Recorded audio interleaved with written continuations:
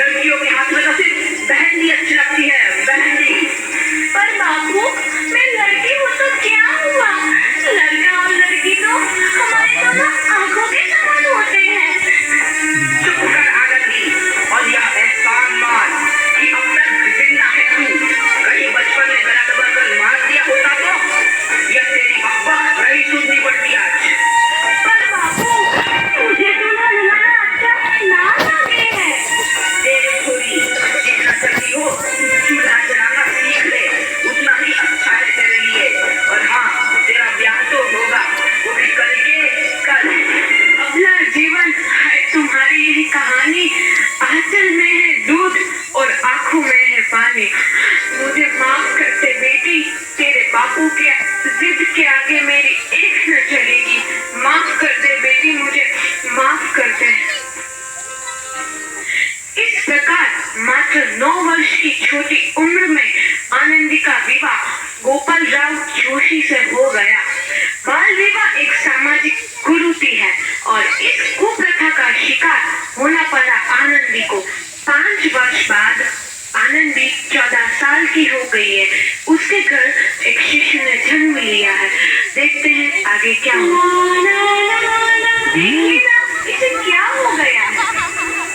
इसका माथा तो अंगार की तरफ तप रहा है। इसे तो बहुत तेज बुखार है। आप भी ना कुछ भी बोलते हैं। दीजिए मुझे। माधव, जल्दी से वैद्य जी को बुला के लाओ। जी, अभी बुला के लाता हूँ।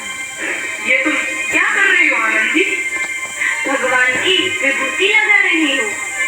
बस करो आनंदी, ये सब अंधविश्वास है। अरे आप यकीन तो कीजिए, भगवान की कृपा से इसका माथा ठंडा हो रहा है और बुखार भी उतर गया है ना बाबू? देखिए, दीजिए मुझे। उठो बाबू, आंखें खोलो, तुम्हें तुम्हारी माँ बुला रही है। आंखें खोलो, देखिए ना इसे क्या हो गया है। आंखें भी नहीं खोल रहा। आंखें खोलो बेटा। आप चुप क्यों है? आंखें खोलो बेटा, आंखें खोलो।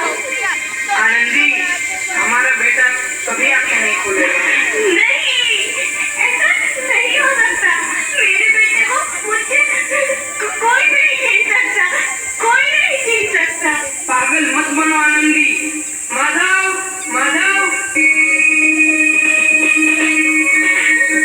आनंदी, बंद करो ये पागल। भगवान ने मेरा बच्चा छीन लिया। भगवान ने नहीं, तुम्हारी अशिक्षा और अंधविश्वास से तुम्हारा बच्चा छीना है। अगर तुम पढ़ी लिखी होती तो आज हमारा शिशु जीवित होता। तुम अनपढ़ थी आनंदी, अनपढ़। नहीं, अब मैं अनपढ़ नहीं रहूंगी मैं अनपढ़। मैं पढ़ूंगी ताकि कल किसी और आनंदी को इलाज के अभाव में अपना बच्चा ना खोना पड़े। शाबाश आनंदी, और यही तुम्हारे अपराध के लिए प्रायश्चित भी है।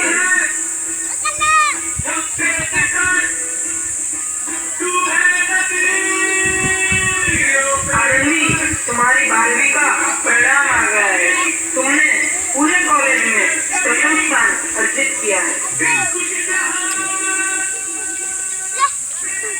आनंदी, तुम्हारी मेहनत रंग लाई है। तुम्हें शिक्षा वृत्ति मिली है।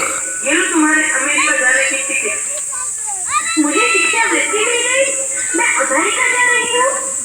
पर ये सब मैं अकेले कैसे कर पाऊंगी? प्लीज, अपने आप को इतना कमजोर क्यों समझ रही हो? फिर इतना पढ़ने लिखने का क्या फायदा? तुम अभी गवार की। गवार नहीं हूँ मैं अब गवार।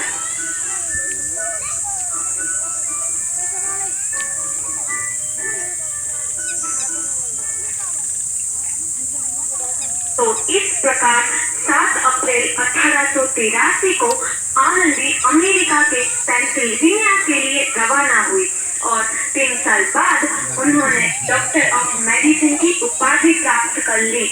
इधर आनंदी के पिता की तबीयत बहुत खराब है। आगे क्या होता है देखते हैं।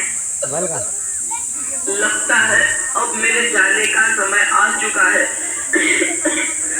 अब मैं नहीं बचूंगा। ऐसा मत बोलो। शहर के सिटी हॉस्पिटल में अमेरिका से डिग्री लेकर कोई बड़ा डॉक्टर आया है। एक बार वहाँ चलकर दिखा लेते हैं। सही बोला भैया, कम से कम दिल को तसल्ली तो मिल जाएगी। हाँ हाँ, चलो चलो जल्दी हॉस्पिटल चलते हैं।